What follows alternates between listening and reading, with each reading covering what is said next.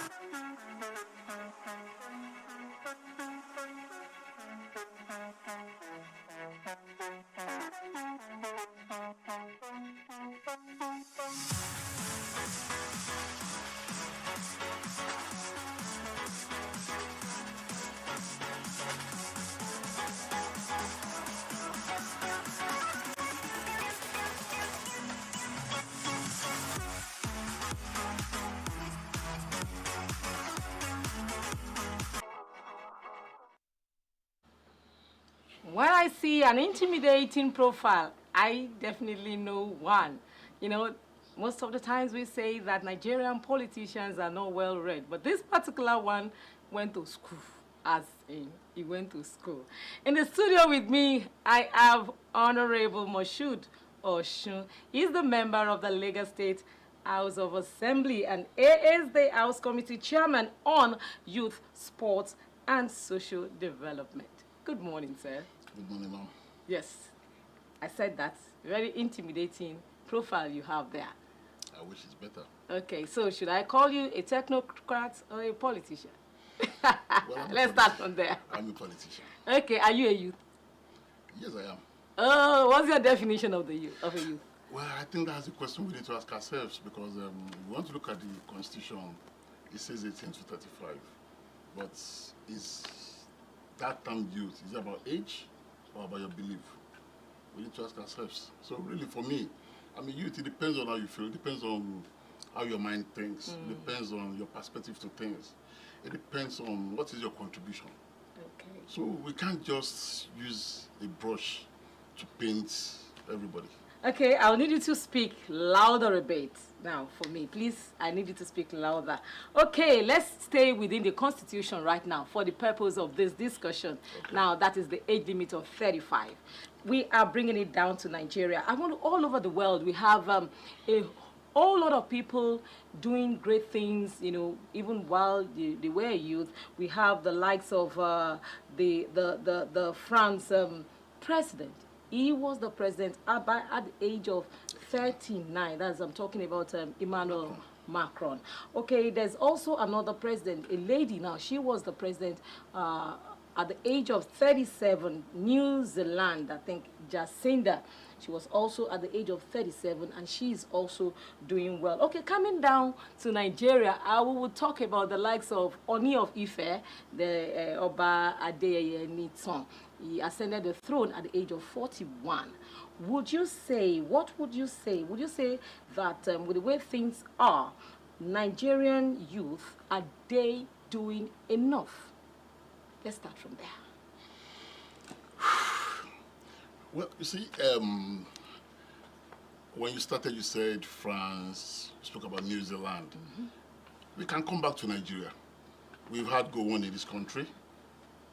How would was go on when they ruled us? We had Dimeji Bankole as the Speaker of the House of Reps. How was it when they ruled us? We have so many other people like that. But the question, like I said earlier on, is not about how old you are.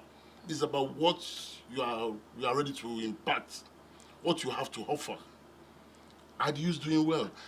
Like I said, you see, you walk into some banks today, and you see a 30-something-year-old guy or a 30-something-year-old girl as the manager, controlling billions. But at the same time, we see ritual killing every day, done by 17, 19-year-old. So we can't generalize that time youths. In as much as we have some good, hard-working ones, we have some that we can't really say we are proud of them. But we can say on the average, because we know the impression the outside world they have on Nigerian youth. Yes, we have even seen in the entertainment industry a lot of them that they've gone out to get Grammy awards and a lot of awards and all of that. But we still come back and see a majority just being there. On the average, what are we supposed to be doing, for the youth that we are not doing? Or where did we get it wrong? You talked about go on. That's many years ago. Yes, the Dimeji Bankole. How many of the Dimeji Bankoles do we have? Now, where did we get it wrong? Or what are we supposed to be doing right that we are not doing? Well, there are two questions. Number one, where did we get it wrong? Yes. We need to go back to the background. We need to go down to the foundation, and which is the home. For me, I think that was where it went wrong. When we're growing up, you have that communal living. You have a situation whereby it's not just your mom or your dad that will be your parents. Every parent in that street will be your mom. Everybody that will be your mom. But the minute we shifted from that, trying to copy what is not our culture, what is not our tradition, I think that was the beginning. The minute we shifted from where your parents will tell you this is the truth and you must stick by it. So when we start have parents, even lying for their children, making sure their children, when they fail exam, they still get admission, making sure they go to bribe lecturers, making sure they go to hospitals to lie. Because you see, children don't listen to what you say, they listen to what you do. We think really well, okay, I'll talk to my child. But you come in at 12 o'clock drunk, beating your wife, and you think your son is not watching? That's a lie. You are raising a child that will be violent, that will beat anybody on the street. Because the only thing they can see is a violent father. So even when you sit him down and say, oh, don't fight anybody, be a good boy, he's not listening to that. What he's saying is what he's going to do. That's number one. And because it's easy for us to shift the blame. Everybody keeps talking about, oh, our leaders, our leaders. Who are the leaders? These leaders, were they imported from Ghana? They are not. So they are part of us. And it's what you train that you reap. This is what we are training today. So when you talk about the youths, you have a faulty background. You have a child that has been taught to lie, that has been taught to steal by the parents, and you want him to become a leader in the future, become maybe a governor, and you expect he will not steal. I don't think it's possible. So we have failed from the from the home From now. the background, from the home. Parental, you know, training and all of that. That's the beginning for me. So we feel that, you strongly feel that we should go back to the basics and every parent should take up responsibility. As long as you do your job, all right, as a parent, it will go a long way to help us. Okay, let me talk about Lagos State now, because I know that you are the committee chairman in charge of youth. I don't want to go into sports and every other thing. We're talking youth today. And I want to believe that you mingle with youth a lot. Having a one-on-one interaction with youth, I'm sure you know you would have seen some challenges that a host of them could be facing. What do you think are the major challenges now? Well, there's so many challenges for the youth. Like someone said to me this morning, some years back when you leave university, maybe, okay, let me use my brother as an example. He said when he left university in 1972, there were 3 companies fighting to give him unemployment. And they were competing against each other. Okay, I'll give you a car, I'll give you accommodation. That was then. But now you have somebody who's left university after 4 or 5 years, and is at home for another 5 years looking for a job. This is a major challenge. Somebody that just left school, who hasn't done any job, and you're asking for 5, 10 years experience, where's he going to get it from? So basically, there are so many things. But we need to go back to these youths too. Because we have so many youths out there who are looking for a job, who cannot even defend the certificate they are holding. You have a certificate in medicine, but you bribed your way out of school. So you cannot even defend that certificate. Because we need to balance it. We are talking of 2 different things here now. Yes, unemployment is a major thing in Nigeria. It's too high. For me, I'm sorry. I think we've all failed. We've all failed. Either as a parent, as a lecturer, as a doctor, as a nation, we need to go back and contribute our quota. As long as we all do that, we'll have a better Nigeria. I want a better Nigeria too. I want a Nigeria where I can wake up at 2 o'clock in the morning and decide to go for a walk on the streets. I want a Nigeria where I know that when I'm sick, I can walk into an hospital and get the best. And unfortunately, we can afford to have all these things, but we are not harnessing what we should do. Everybody is about, why do you have a 17-year-old doing ritual killing? What does he know about money? At 17, I know nothing about money. All I wanted to do was go to school, make sure I have good grades. At 17. But now, you have a 17-year-old doing ritual killing. You have a 60-year-old doing ritual killing. You have the Yahoo boys. So the question is, where was the turning point for us? And until we get that turning point, if we don't get that turning point, we can talk about the leaders from now to the other end. So in your own point of view, let me take you from your line of thought now. In your own point of view, do you strongly feel that we can get to that turning point? Yes, we can. As long as we are ready to. You see, the first thing we need to do is ask ourselves questions. I have a friend that will say somebody must take the blame. That's his quote. We keep shifting the blame. We keep looking at the other person. Where we fail, we keep pushing it to somebody else. But if the day you can sit down and say, look, okay, I got this wrong, let me correct this. I'm not shifting the blame to somebody else. That's the beginning of wisdom. But if, for example, I'm driving and I crash into your car, and I can't say to myself, oh, I shouldn't have been too close to this lady. And I say, oh, why was she slowing? Why didn't she move? There's a problem. But if I can say to myself, oh, I got it wrong, I shouldn't be too close to this lady. If I come down, the way I'm going to address you will be different from if I've shifted the blame to you. Because if I've shifted the blame, I'll come down and I'll attack you. So you're talking about attitude now. We need to assess have a ourselves. change of attitude. When you fail, I agree you fail. When you know you've done something wrong, I agree you've done something wrong. Nobody's perfect. And until we get that. But the first thing I think we do in this country, we attribute our failures to somebody else. And that's why in this country today, the first thing you hear, our leaders. Who are the leaders? Who trained the leaders? Who voted the leaders in? Those are the questions. Everybody's talking about, give the youth a chance. Look, it's not going to be on a platter of gold. Oh, really? It's not going to be on a platter of gold. You need to come out there and say, look, I'm capable. I can do this. Okay, let me talk about Lagos State, because I know that is your that's your own portfolio. Now, well, women, they have been agitating for a quota of the leadership position. Would you say it will be in the right place to think about saying for Nigerian youth? Do you think it would be maybe Well, maybe we should say, okay, we give youth 20% of I'm going to ask you a question. Okay. Because you see, I'm the interviewer here. well, in this case, you're going to help me. You see, unfortunately, every Nigerian politician, we're always afraid to talk about so many things because you don't want to be attacked.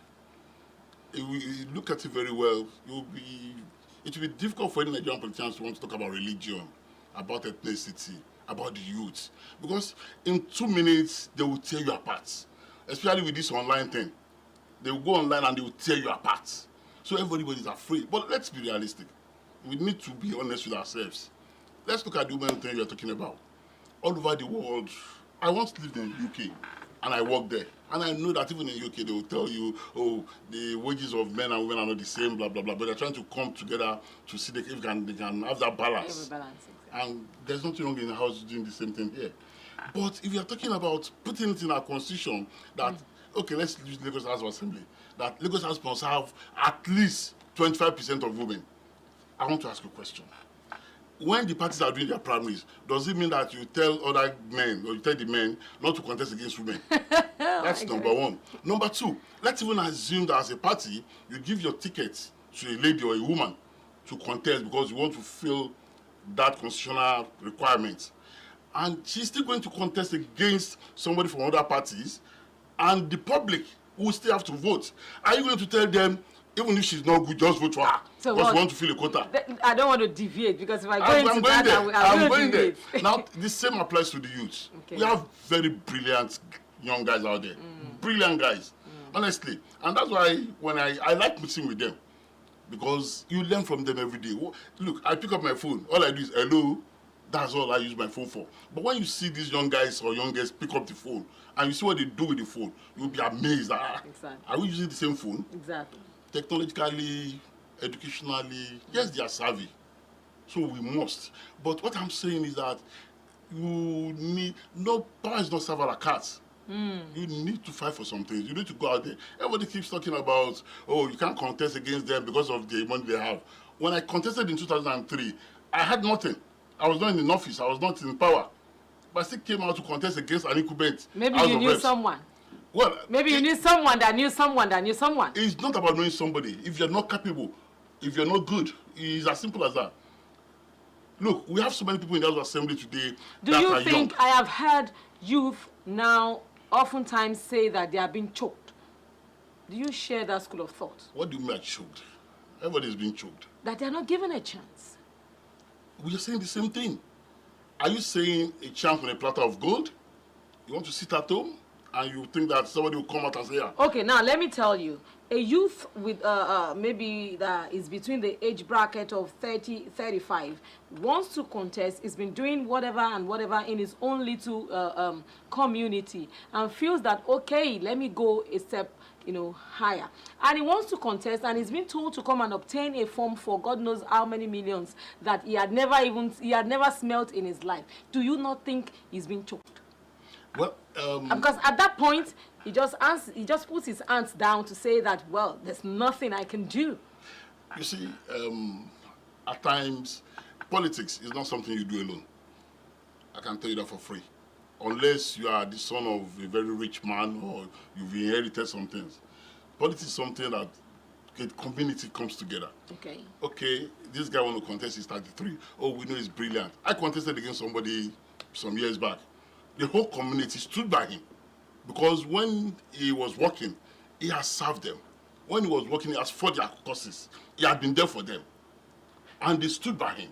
And that is why, even if you look at our president in 2015, he said, I cannot afford the form.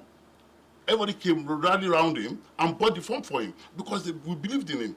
Because everybody feels that. So it's the same way. Even if the form is 20 million, if people believe in you, you will be surprised. Look, Obama, when Obama was contesting, it was just $1. And people contributed. It was just $1. He said he was not asking for anything, just $1. And people contributed. I don't think there's any Nigerian politician today, unless maybe you are a money bag. Okay. People will support you. So if you have a youth in the community that has done well, that they know he has integrity, this is a nice guy, and he can serve us, he's intelligent. I can bet my life that you will be surprised that 100 naira, 500 naira, 1,000 naira, the money will come. People will support you. Really? Okay, let me talk about Lagos State. We know that the governor, yes, is interested in the affairs of the youth. What exactly is Lagos doing to, involve the youth the more? Well, a lot. Let's hear it. If you look at, I became the chairman of this committee about a year ago, and within that year, the state has organized so many seminars, so many training, so many empowerment for the youth. Today, we have the Employment Trust Fund, where we are encouraging people to say, look, listen, you have an idea, you don't have the money, come to us. We'll give you money. Really? Yes, we'll give you money at a very minimal interest rate. Go and invest, you have 3 years, you have 5 years. And we give as much as 5 million naira. And as a youth, maybe, I don't know if I'm a youth or not. I don't know. I don't need to know somebody before I get the talk. Because they say talk is cheap. No, you don't. And we get to have politicians come around, say, oh, this is there. And when you tell people, okay, go. I had a guest that said this, and that. That this is the way it works. And they end up getting there, and it seems as if it's... I can tell you for free, you don't need to know anybody. You will fill your form online. You don't need to see anybody. You fill your form online. They assess your form. If you tell them you have a factory somewhere, somebody will come there to go and inspect your factory, and they make sure that okay, you need this money and you're going to utilize it. The money will be given to you. We've had hundreds, we've had thousands giving the same money. But let me correct something. And one thing I've seen as a politician is that we have so many people. They have this notion that you must know somebody, and that is why you see somebody apply for a job. Even before the interview or before anything, he will come to you, Honorable, and somebody says, if I get a letter, if you can give me your card. Nobody has said that to them. I've heard that 1 million times. Honorable, can you Because unfortunately, that seems to be what is working. Look, I'm not saying it doesn't happen. I'm not saying it doesn't happen, don't get me wrong. What I'm saying is that it's something we've inculcated into ourselves that it will happen, even before it happens. Even before it happens. So you see someone that will come to you. Somebody called me yesterday to say, I went somewhere and they said I should get your card. I said, okay, wait. And I called the person. And the person said, I have not asked for any card. That was yesterday evening. And the person said, I have not asked for any card. All I said to him was, wait, I'm in his own meeting. But he felt that my card will aid it will be a solution to his problem. And maybe I'll get your card before you leave this morning. I don't even do card. Unfortunately, I don't do card. Okay. But seriously, we need to change our mindsets. We need to change that. And you see, one thing again I've seen is that we lie a lot against politicians. I'm sorry, we lie a lot. I'm not saying, look, politics is like any other business. The same way we have bad people in politics, we have in medicine, we have in law, we have among the teachers, you have everywhere. So, but because the politician is, some years back I was talking to an actor, and he said to me, like, why are you stupid? That because something happened to this guy does not mean it's limited to our industry. But because we are in your face, you see us every day, it's easy for you to assume and conclude. And that makes sense for me. It's the same with politicians. Somebody will tell you politicians they are ritualists, they are fetish. Are you seeing doctors are not fetish?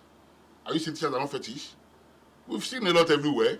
All the sacrifices we see on the street are put there by the politicians alone. we need to be realistic, honestly. In every field, we have the good, the bad, and the ugly. Exactly. And I agree that in politics, we have the good, the bad, and the ugly. Don't get me wrong. But again, we should not just limit it to politicians. Then secondly, we need to look at ourselves. Everybody keeps talking about money bag. Who created the money bag? You and I. You and I. You have in your community 2 people contesting for a position. And you can see that one of them has been good. One of them has integrity. One of them is not a lawyer. He's not a liar. When somebody tells you it's good money, you know it's good money. But you know the other person, that when he says good money, it's good night. But because he's richer, you vote for him. So when he gets into power and he starts showing you that trait, you now go, oh, our leaders, you contributed to what he's doing. So now, because I wouldn't want us to deviate a lot away from what we are talking about. What should the youth be doing now? The first thing I think we need to do, like I said, is to go back home, look at ourselves. That's number one. Then we as parents, the law the law to a very large extent has empowered the youth. It can still be better, don't get me wrong. Some years back, you needed to be 30 for you to contest for House of Assembly. Now I think it's 25. Everything has been brought down. So it's a way of encouraging the youth. That's number one. Number two, it's just like the women. If, for example, the form is 1 million, women in most parties will pay 50% or 25%. It's a way of encouraging them. But as a nation, I think we have a lot to do as a nation. That's honest. Because even if you don't have a job, if you come out of university and you don't have a job, I'm sure that we have a lot of things that the government can do to assist you. I'm not saying they are not doing, but I think we can do more.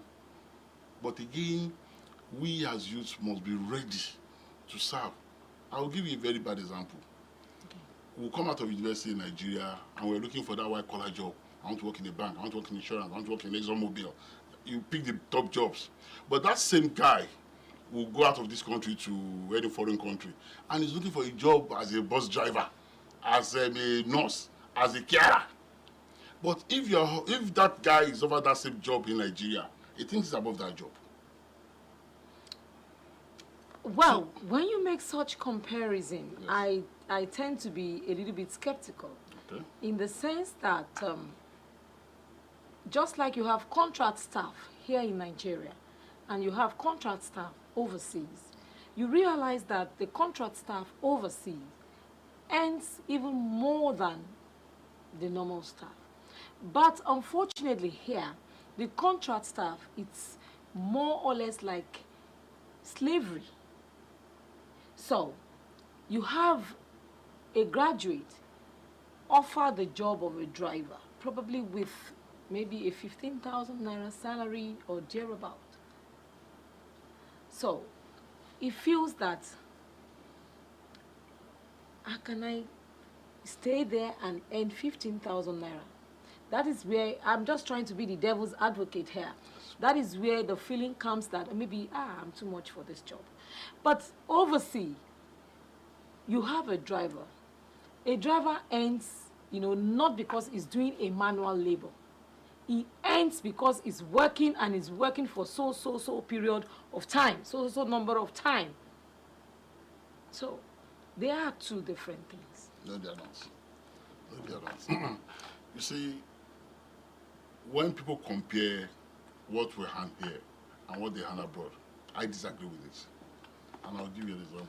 If, for example, you work here as a teacher and your salary is maybe 50,000, 80,000, and you work in London as a teacher, maybe you take home £1,500 a month. And people will now compare, as a teacher in Nigeria, they have the same qualification. The living, the norm of living is not the same. That's number one. And we can't compare to change until we all go home and live within our means. And until we all go home and decide that I want to do the right thing. Like I said, when I got to London, when I started, I was earning £90 a week. That was then. Way that back. was then. Even, look, we still have people that earn £100, £150 today in London. Not per week. Per week. Not per week.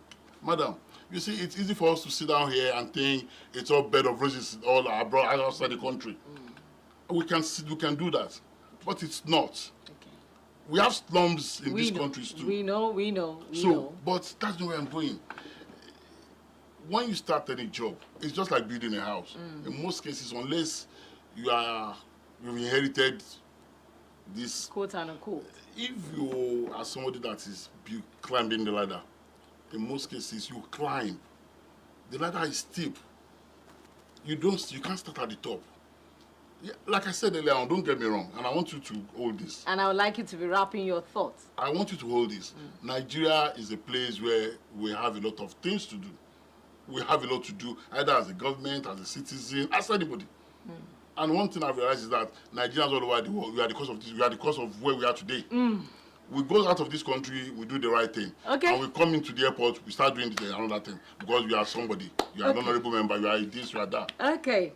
Well, God help Nigeria and Amen. God bless Nigeria. Amen. Okay, in just 10 seconds, just talk to Nigerian youth outside. Well, I'm a youth too, so I'm one of you. Honestly, I think we can do better. I think the government owes a lot, and we should fight for our rights.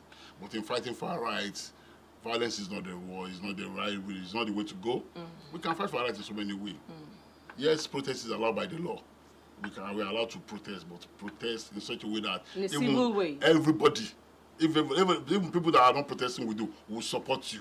Okay. Because what you're fighting for is rights. Thank you very, very, very much. My director is saying I got to go. I've been discussing this morning with Honorable Moshood Oshun. He's a member Lagos State House of Assembly, and he is the House Committee Chairman on Youth, Sports, and Social Development. Thank you very much for being our guest this morning. Thanks for having me. Thank you. Next on the show, Tolani is somewhere in the building. Tolani will say, eat to live and don't live to eat. Stay tuned and watch what Tolani has got for us this morning. We'll be right back. I have enjoyed the show as much today. All right, I should go in the new week. I want to say you'll just try to do the right thing. Doing the right thing doesn't take anything away from you. When someone is looking, or there's nobody to even give you an appraiser, let's imbibe the spirit of excellence. Till I come your way, same time, same station, same show. Next week, I remain Yinka Kenny. For now, it is. Bye-bye.